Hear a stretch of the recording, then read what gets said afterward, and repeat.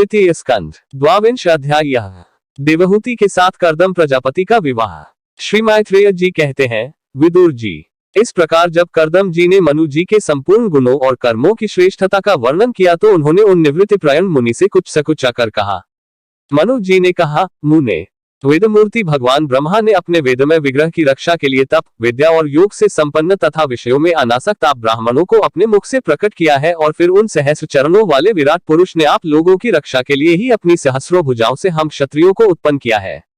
इस प्रकार ब्राह्मण उनके हृदय और क्षत्रिय शरीर कहलाते हैं। अतः एक ही शरीर से संबद्ध होने के कारण अपनी अपनी और एक दूसरे की रक्षा करने वाले उन ब्राह्मण और क्षत्रियों की वास्तव में श्रीहरि ही रक्षा करते हैं, जो समस्त कार्य कारण रूप होकर भी वास्तव में निर्विकार है। आपके दर्शन मात्र से ही मेरे सारे संदेह दूर हो गए, क्योंकि आपने मेरी प्रशंसा के मिस से स्वयं ही प्रजापालन की इच्छा वाले के धर्मों का बड़े प्रेम से निरूपण किया है। आपका दर्शन अजितेंद्रिय पुरुषों को बहुत दुर्लभ है।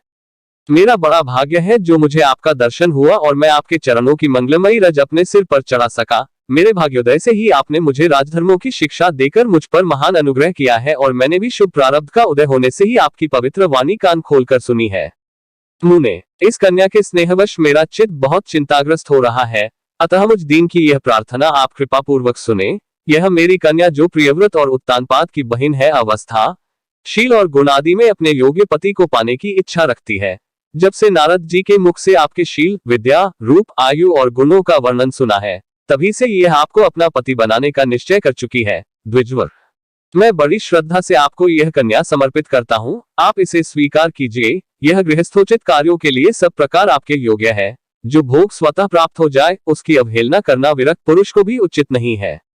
फिर विषयासक्त की तो बात ही क्या है। जो पुरुष स्वयं प्राप्त हुए भोग का निरादर कर फिर किसी कृपण के आगे हाथ पसारता है, उसका बहुत फैला हुआ यश भी नष्ट हो जाता है और दूसरों के तिरस्कार से मानभंग भी होता है। विद्वन, मैंने सुना है आप विवाह करने के लिए उद्यत हैं। आपका ब्रह्मचर्य एक सीमा तक है।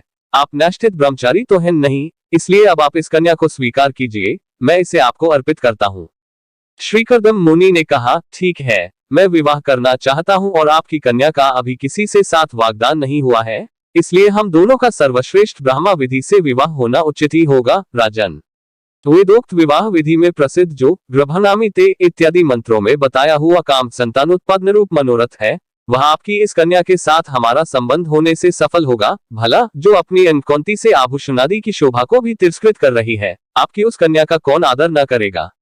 एक बार यह अपने महल की छत पर गेंद खेल रही थी। गेंद के पीछे इधर उधर दौड़ने के कारण इसके नेत्र चंचल हो रहे थे तथा पैरों के पायजेब मधुर झनकार करते जाते थे। उस समय इसे देखकर विश्वावसु गंधर्व मोहवश अचेत होकर अपने विमान से गिर पड़ा था। वही इस समय यहाँ स्वयं आकर प्रार्थना कर रही है। ऐसी अवस्था में कौन समझदार पुरुष इसे स्वीकार न करेगा। यह तो साक्षात आप महाराज श्री स्वयंभू मनु की दुलारी कन्या और उत्तानपाद की प्यारी बहन है तथा यह रमणियों में रत्न के समान है।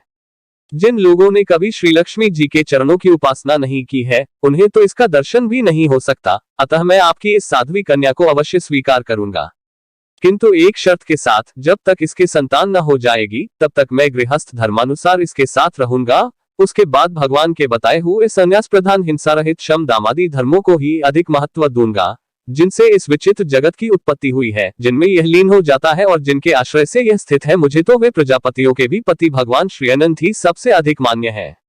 मैत्रेय जी कहते हैं, प्रचंड धनुर्धर विदुर, कर्दम जी केवल इतना ही कह सके, फिर वे हृदय में भगवान कमलनाभ का ध्यान करते हुए मौन हो गए। उस समय उसके मंद हास्ययुक्त मुख कमल को देखकर देवहूति का चित्त लुभा गया। मनु जी ने देखा कि इस संबंध में महारानी शत्रुपा और राजकुमारी की स्पष्ट अनुमति है, अतः उन्होंने अनेक गुणों में संपन्न कर्दम जी को उन्हीं के समान गुणवती कन्या का प्रसन्नता पूर्वक दान कर दिया। महारानी शत्रुपा ने भी बेटी और दामाद को बड़े प्रेम पूर्वक बहुत से बहुमूल्य वस्त्र, आभूषण और गृहस्थोचित पात्रादि दहेज में दिए। इस प्रकार सुयोग्य वर को अपनी कन्या देकर महाराज मनु निश्चिंत हो गए। चलती बार उसका वियोग न सह सकने के कारण उन्होंने उत्कंठावश विह्वलचित होकर उसे अपनी छाती से चिपटा लिया और बेटी बेटी कहकर रोने लगे। उनकी आंखों से आंसुओं की झड़ी लग गई और उनसे उन्होंने देवहूति के सिर के सारे बाल भिगो दिए। फिर वे मुनि व कर्दम से पूछकर उनकी आज्ञा ले रानी के सहित रथ पर सवार हुए और अपने सेवकों सहित ऋषिकुल सेवित सरस्वती नदी के दोनों तीरों पर मुनियों के आश्रमों की शोभा देखते हुए अपनी राजधानी में चले आए। जब ब्रह्मावत की प्रजा को यह समाचार मिला कि उसके स्वामी आ रहे हैं, तब वह अत्यंत आनंदित होकर स्तुति, गीत एवं बाजे गाजे के साथ अगवानी करने के लिए ब्रह्मावत की राजधानी से बाहर आई। सब प्रकार की संपदाओं से युक्त बरहिष्मती नगरी मनु जी की राजधानी थी, जहां पृथ्वी को रसातल से ले आने के पश्चात शरीर कपाते समय श्रीवराह भगवान के रोम झड़कर गिरे थे। वे रोम ही निरंतर हरे भरे रहने वाले कुश और कास हुए, जिनके द्वारा मुनियों ने यज्ञ में विघ्न डालने वाले दैत्यों का तिरस्कार कर भगवान यज्ञ पुरुष की यज्ञों द्वारा आराधना की है। महाराज मनु ने भी श्रीवराह भगवान से भूमि रूप निवास स्थान प्राप्त होने पर इसी स्थान में कुश और कास की बरही चटाई बिछाकर श्री यज्ञ भगवान की पूजा की थी। जिस बरहिष्मतीपुरी में मनु जी निवास करते थे, उसमें पहुंचकर उन्होंने अपने त्रितापनाशक भवन में प्रवेश किया। वहां अपनी भार्या और संतति के सहित वे धर्म, अर्थ और मोक्ष के अनुकूल भोगों को भोगने लगे। प्रातःकाल होने पर गंधर्वगण अपनी स्त्रियों के सहित उनका गुणगान करते थे, किंतु मनु जी उसमें आसक्त न होकर प्रेमपूर्ण हृदय से श्रीहरि कथाएं ही सुना करते थे। वे इच्छानुसार भोगों का निर्माण करने में कुशल थे, किंतु मननशील और भगवत प्रायण होने के कारण भोग उन्हें किंचित भी विचलित नहीं कर पाते थे। भगवान विष्णु की कथाओं का श्रवण, ध्यान, रचना और निरूपण करते रहने के कारण उनके मनवंतर को व्यतीत करने वाले क्षण कभी व्यर्थ नहीं जाते थे। इस प्रकार अपनी जागृत आदि तीनों अवस्थाओं अथवा तीनों गुणों को अभिभूत करके उन्होंने भगवान वासुदेव के कथा प्रसंग में अपने मनवंतर के 71 चतुर्युग पूरे कर दिए।